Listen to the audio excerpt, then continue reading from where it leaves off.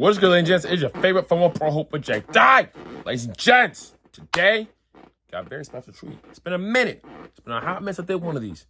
We got a death battle. Ladies and gents, we got Willie E. Coyote versus Tom the cat from Tom and Jerry. We got Tom and Jerry versus Looney Tunes.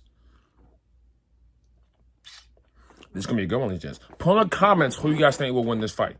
Now, if I had to guess, me personally, I'm going to put my money on Tom in this situation. I'm just being honest.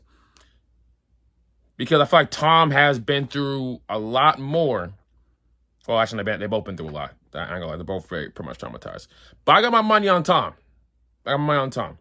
Now, if you guys got Willie, put in the comments down below. If you got Tom, put in the comments down below too. But let's get, ladies and gents, let's get right into this shit. Let's go.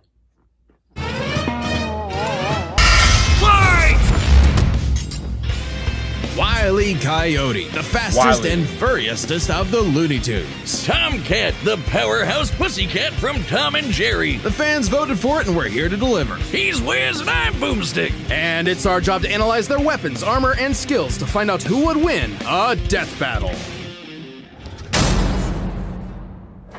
In tales told over a shimmering campfire by the tribespeople of North America, there was no figure so cunning, so bold, as Coyote. To the Miwok, he was a Prometheus who stole fire from the heavens to give to humanity. Now, I will say this about Death Battle. They do a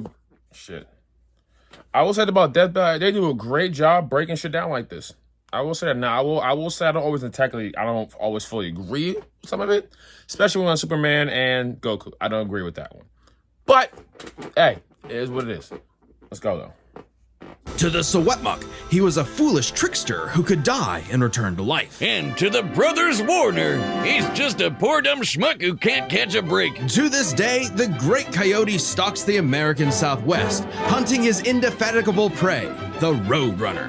And this modern Wile E. Coyote is driven by a ruthless entrepreneurial spirit. Yeah, and it drove him straight off a cliff. He'll chase that bird-shaped happily ever after to his own inevitable undoing. Such is the lot of the common man. You might not expect it from an anthropomorphic canine Job, but Wile was born the son of world-famous hunter Cage E. Coyote. His father raised him from infancy to hound his avian adversary and forbade him to speak until he tasted victory. On the face, an easy task. Coyotes are incredible. I'm be honest, I didn't know that part of it. I didn't know that whole backstory between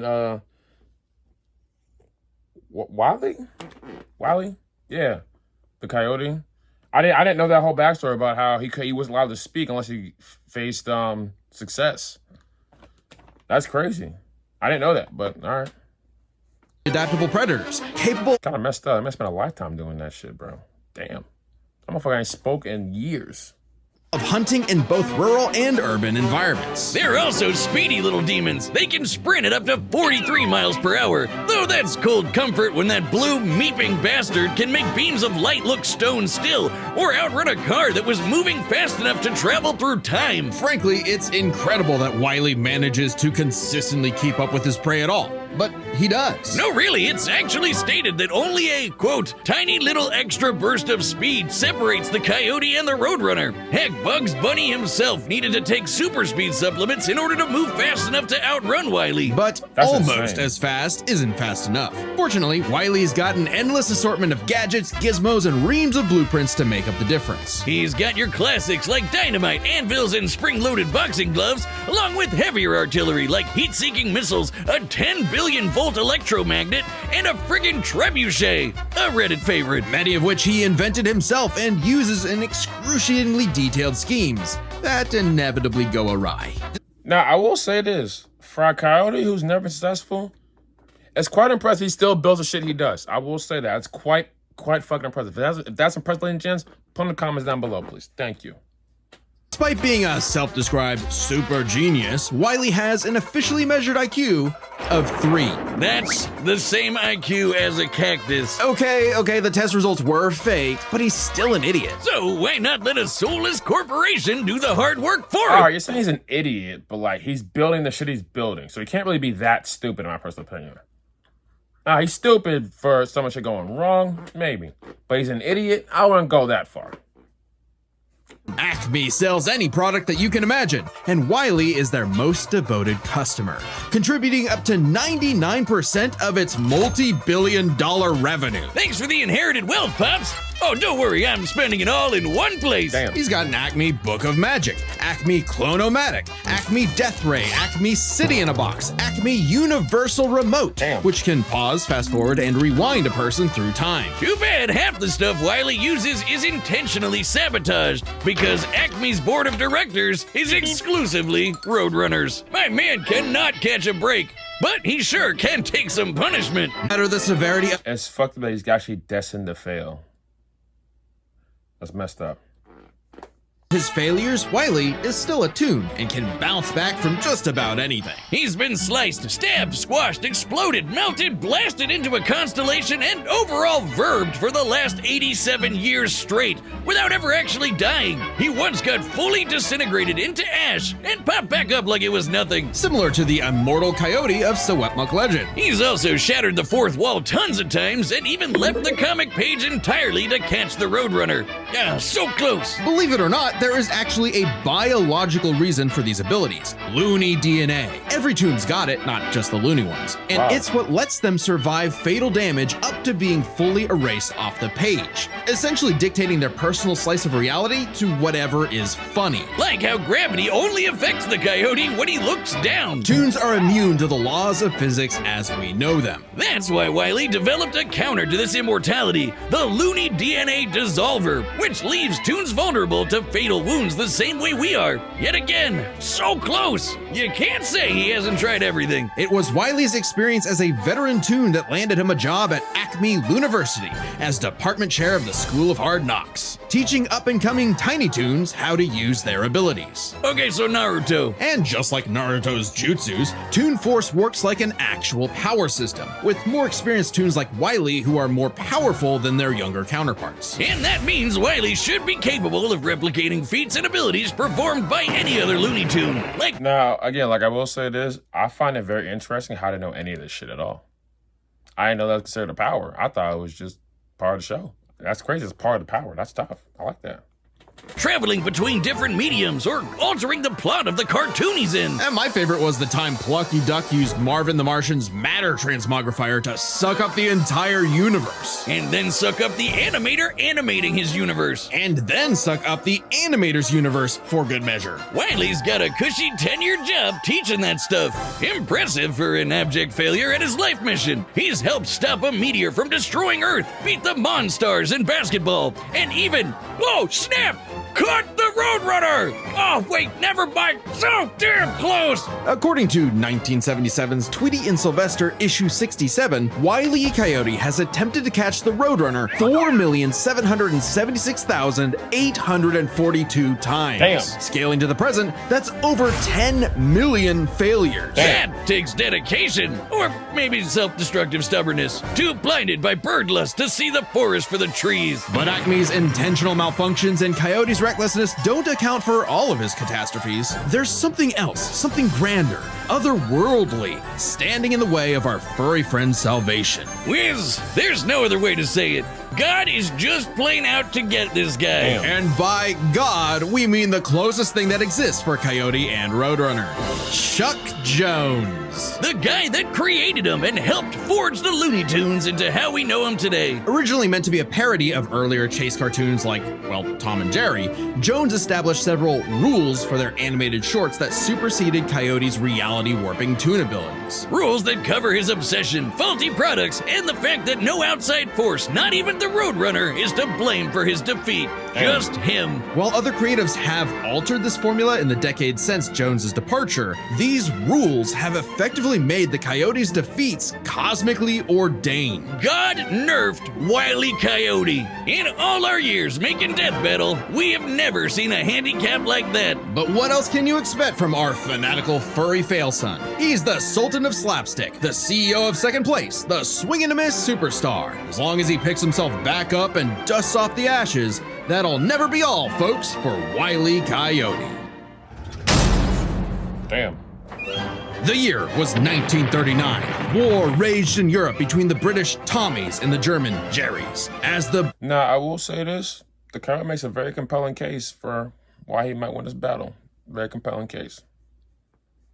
Beleaguered English made their miraculous escape from the German encirclement off the coast of Dunkirk. One might have called the battle a game of cat and mouse? Oh, wow, is that actually where their names come from? I'm looking this up. Regardless of their names' origin, William Hanna and Joseph Barbera's infamous cat and mouse duo became the undisputed kings of slapstick comedy. The formula is simple, and we all know it. Tom Cat chases Jerry Mouse around the house. Brutal, bone-shaking, I felt that in my balls. Violence ensues, and Tom is reprimanded by Mammy Two Shoes. Who is, let's say, very much from the 1940s. And if you're like me, all you wanted to see was Tom wipe that smug smirk off that little rat's face. Despite my well-documented hatred of cats, even I've got to cringe at years of propaganda to convince us to side with the filthy, flea-ridden rodent over man's second best friend. Oh, big yawn. House cats like Tom are actually some of Earth's most successful predators. They can run up to 30 miles per hour, leap 6 feet high, and despite being Okay, so he's at a speed disadvantage already. Gotcha. commonly perceived as nocturnal, they're actually crepuscular and hunt in the dawn and evening. Tom specifically is a British shorthair. They're strong, stocky Roman cats bred to withstand harsh conditions. And for Tom, harsh conditions is an understatement. Tom has collected a crazy assortment of weapons in his war against mouse kind. Sure, most of it is the stuff you can find around the average American household, like baseball bats, lead pipes, And guns! Lots and lots of guns. But he's got wackier things like a magic wand, a robo-cat, vanishing cream, and a smart cap that gives him all the knowledge in the world. I'm partial to the Sword of Light and Dark, which severs you from your own shadow, or the Rewind Remote, which can move your victim backwards through time. And you can't forget the cat car and cat jet, spelled with K's of course, but just the cat part. Tom's arsenal is heavily improvisational, which fits his quick thinking in fights over Thanksgiving turkey. Though he often loses his bouts with Jerry, it's not usually because he's dumb or incompetent. Rather, he's just genuinely outplayed. And even in defeat, he's one tough son of a gun. He's been crushed, blown up, had every bone in his body broken, shattered, melted, and vaporized to dust, and survived. Well, mostly. Tom actually has kicked the bucket multiple times, but little known cat fact, he has 9 lives, as established in the episode Heavenly Puss. Oh, Wiz was conducting some different kind of research when he stumbled on that episode. Very funny. Even if Tom starts to use his lives up, he has a potion that just restores them. Or he can physically go get them back from hell. Where all cats go. Extremely hardcore for a tune, but there isn't much of a limit. He can get his lives back? He's fucking immortal at this point. The fuck are we talking about? To what Tom can do. He can clone himself, levitate in the air, make his imagination real, and even break the fourth wall and enter the real world. Yeah, if you only watch the classic cartoons from the 40s, you may be in for a shock. Tom and Jerry gets buck wild, much like the actual inspirations for their names. Thank you, Google. Oh, you're still on this? Dodoy Whiz. They were actually named after the 2 characters in Pierce Egan's delightful life in London, Jerry Hawthorne and Corinthian Tom. It was adapted to the stage with the title Tom and Jerry, which later became a catch-all term in 1800s England for young, drunken rabble-rousers. One could, in fact, say that many rabbles were roused the times Tom destroyed a planet-busting asteroid, lifted up the sun, and was Didn't he hit a Kamehameha? He hit a Kamehameha! He never said that. Okay. blown up into a constellation, and he was just fine. Just a bunch of stars now, but he's okay. He tanked an explosion that launched him through time to the Stone Age and has run through space at massively faster than light speeds. That shouldn't be a surprise when he and Jerry have been at each other's throats for over 80 years now. But what may surprise you is the fact that at the end of the day, they're actually friends. And they've worked together tons of times to save the day, like when they helped a little orphan girl, Robin Starling, find her way home. Oh, that's a nice end to their story. Don't you believe it? Now is when we have to talk about Tom and Jerry Chase. Long ago, the warrior god, Lord of Sichuan, Erlong Shen, battled the tricksy and indomitable Mouse King atop Peach Mountain, leading the goddess Celeste to declare the two the strongest warriors in the realm. And they were, in fact, Tom and Jerry. They were even stronger than Devil Tom, who repelled corruption by the darkness. This mysterious, malevolent force threatened to consume the tree of life, whose branches It's crazy how people's imaginations are nowadays, or just how they were back then, honestly. Because, like, think about it like this: they made Tom and Jerry in the 1950s, well, allegedly, I guess. And for all the ideas they can come up with to still create more of this shit, their creativity is somewhere else. Obviously, like, it's been constantly built and constantly been gotten better as time has gone along. But even still, it's like, it's fucking insane, the creativity of some of these people, bro. It's insane. encompass all of time and space. Banding together, these warriors use the star element to dispel the darkness and save the universe. What the fuck? While it may sound completely insane, it is. Chase is a Chinese mobile gacha game whose lore is not entirely in keeping with the spirit of the source material. However, it is officially licensed by Warner Brothers Interactive Entertainment, which means we have to include it in our research. So that the gods may grant us mere mortals some heavenly push! No! Friendly rivalry aside, though, Tom has actually managed to catch the little rat fair and square a few times. By my count of the original shorts, 19 times. I could watch him on repeat forever. Too bad he's still a filthy feline. The only kitty I truly respect is named after booze. Well then, you're in luck, because the Tom and Jerry of English literature later became the namesake for a famous Christmas cocktail. Because there's no better way to get absolutely trashed than with good old Tom and Jerry. This is gonna be good. Guess what? Death Battle has merch now. That's right, Boomstick, and you can pick some up for yourself on our brand new website, No disrespect, but we're deathbattle.gg. skipping this. Just click the merch tab at No disrespect, we're skipping this. We're trying to get into this battle. No disrespect to all their merch. The merch look is kind of... Actually, no, hold on, wait a minute. Never mind. We're not going to skip this. We're going to let the shit rock, actually. So let's let it rock. See, it says so right on the cover. Sure. There's also exclusive merch for website members, like my beer cooler, which keeps my beer nice and cold. And I guess, theoretically, other beverages too. Then there's the limited time Game Over tee, which won't be available much longer, so if you want it, go grab it quick. We'll be releasing more stuff throughout the year, so check back for updates. Picking up an item or two really helps support independent Death Battle, so we want to say a big thank you to everybody that's already placed an order. Head over to deathbattle.gg and pick the piece of Death Battle swag that's right for you. All right, the combatants are set, and we've run the data through all possibilities. It's time for a Death Battle! Now, ladies and gents, put in the comments who you guys think will win this fight. Like I said, I got Tom. My mind's on Tom. Now, if you think Wile the Coyote, comments down below, please. But yet, put in the comments for Tom. Put in the comments for Willie the Coyote. Thank you. Now, let's get to it. Well, it's not really Mortal Kombat, but cartoon combat. Pew, pew, pew, pew, pew, pew, pew, pew, pew, pew, pew, pew, pew, pew, pew, pew. Boom!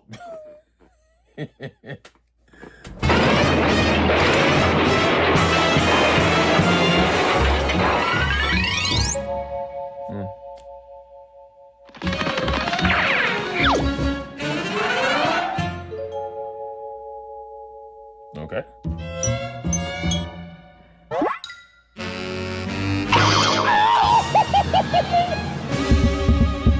I look like I hurt.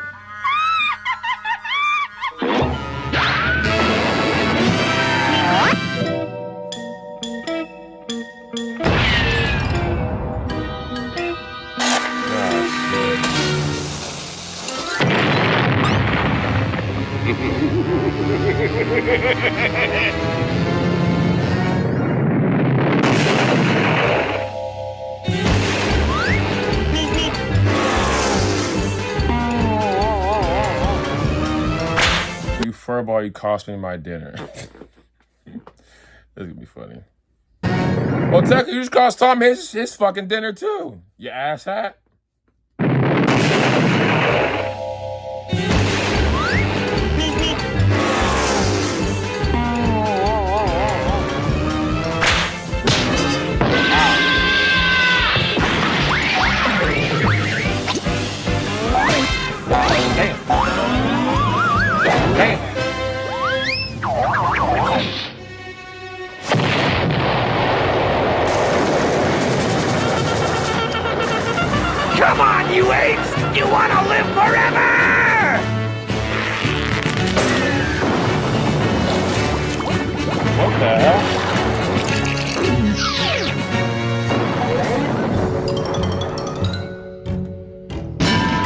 lady's crazy.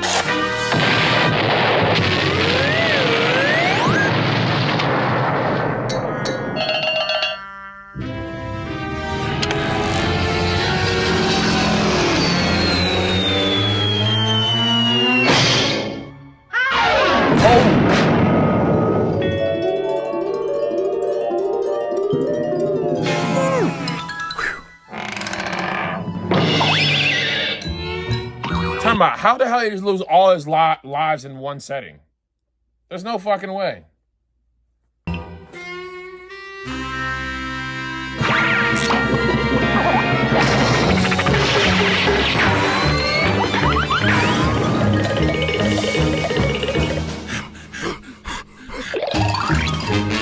What the heck?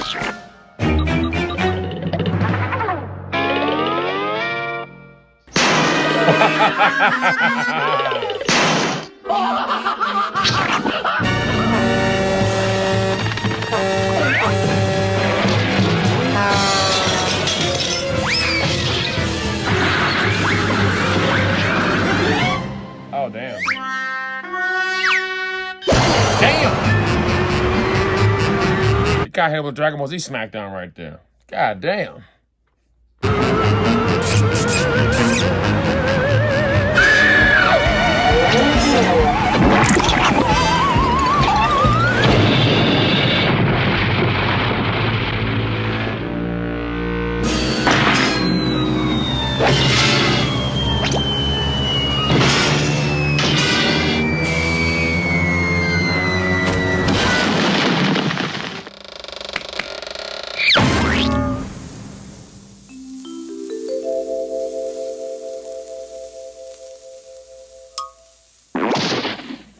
Wile E. Coyote, super genius.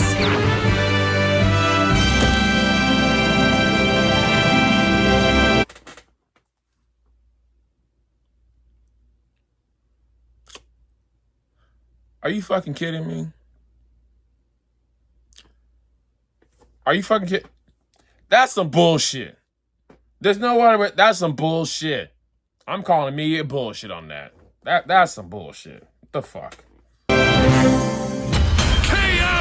Oh, thank God one of them actually died this time. I mean, no! Animal cruelty, no! Bitch. Considering coyotes eat cats, I'm not surprised. While both Cat and Coyote were incredibly powerful, they weren't literal gods who could snap their problems away. They had limitations and weaknesses that could be exploited, especially by each other. Let's first talk their stats. Both were strong enough to contend with universe-threatening phenomena, but comparing Wile to Plucky Duck, Looney Tunes can not only destroy their own universe, but their animators as well. And while Tom could move faster than light, Wile could keep up with the Roadrunner, who could outspeed a car fast enough to travel through time. That's immeasurably fast, and much faster than Tom. Wile gets the edge in stats. Wile's arsenal was a bit better too, believe it or not. Even eliminating the devices that have been shown to malfunction, he still countered everything Tom had. The biggest being the Looney DNA Dissolver, which could render Tom's cartoony healing factor moot and end the fight. While Tom has never been shown to have Looney DNA specifically, the concept clearly has nothing to do with actual DNA molecules. Looney Tunes have been erased completely and still returned, so it's clearly something more fundamental to their essence. And since the Dissolver works on any tunes, not just the Looney ones, it should apply to Tom. But considering how much of a screw-up Wile is, it wasn't a sure bet. Hell, it could have backfired, especially considering how much more competent Tom is. When it came to intelligence, Wile's engineering and scheming genius were often defeated by his own ego and stubbornness. Tom, on the other hand, was consistently more flexible, pragmatic, and victorious in his fights. He definitely gets the edge there. Oh, and Tom has one other big advantage. He doesn't have God nerfing him. And that's the big question. Was Tom capable enough to benefit from Wile's narrative-enforced bad luck and see the DNA Dissolver backfire against him? That bad luck is a core part of Wile's character as a cartoon. So let's call it his, toonliness. To find the answer, we dug deep through the bowels of Looney Tunes lore and ended up in an unexpected place: Space Jam. Where Wile yet again fails against the Roadrunner, but against the villains of the movie, the Monstars, he actually scores. And scores again in the sequel, more than anyone else. But according to Chuck Jones's rules, that shouldn't happen. right?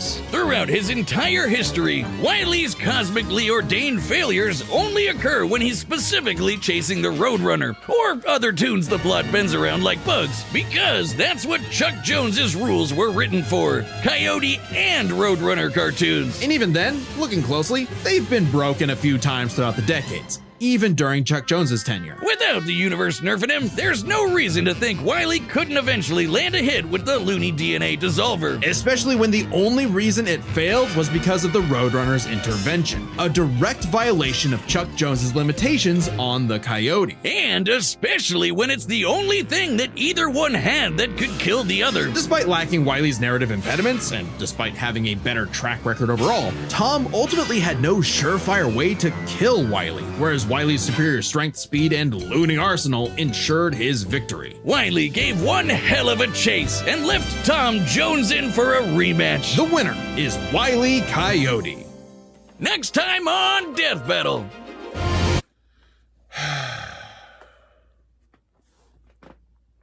I still don't like it. I probably had a feeling that he was going to. I still picked Tom regardless. I still think Tom should have won. That's some bullshit. I'm calling immediate bullshit. Bullshit! Ladies and gents, let me know what you guys think in the comments. Be sure to like, comment, subscribe with your friends. Faithful on Project T. We get out of here. I'm upset, but we're out of here. Let's go. Jerome B.